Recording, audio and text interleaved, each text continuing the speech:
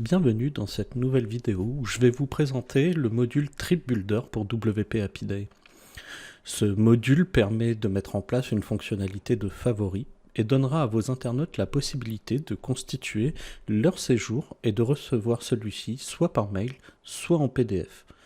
Pour pouvoir réaliser ceci, nous allons avoir besoin de WP Appidae qui servira à l'import de vos fiches et du module Trip Builder.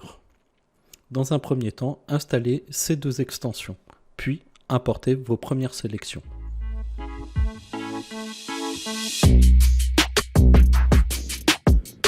Une fois les sélections importées, nous allons afficher dans une page une sélection pour pouvoir réaliser nos tests.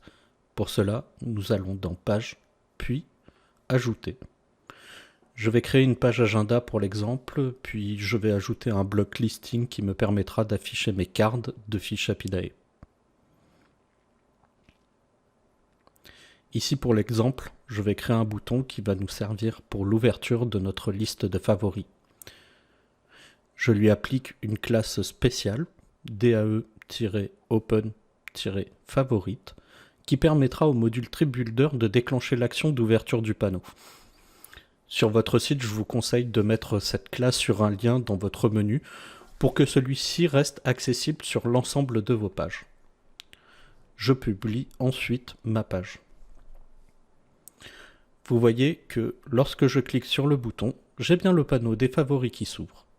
Celui-ci est vide pour le moment. Nous allons mettre en place un bouton qui permettra l'ajout de nos fiches dans cette liste.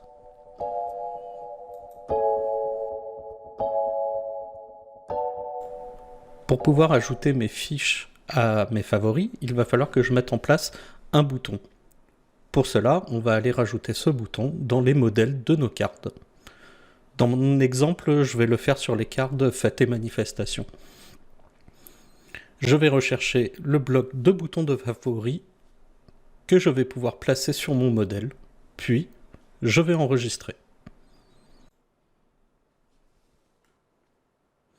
Je retourne ensuite sur ma page d'exemple et on voit que le bouton est en place. Je peux cliquer pour ajouter des fiches.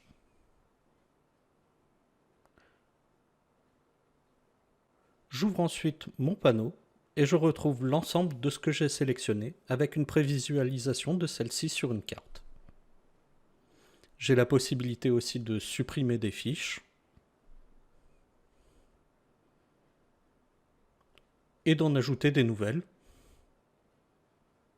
Si je retourne sur ma liste de favoris, on voit que celle-ci s'est mise à jour. Je peux ensuite recevoir par mail ma liste de favoris en renseignant mon email.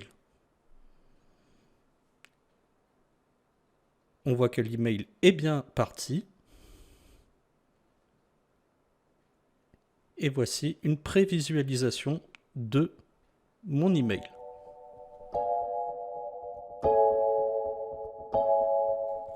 Dans cette dernière partie, j'aimerais vous présenter un petit peu les options de Trip Builder.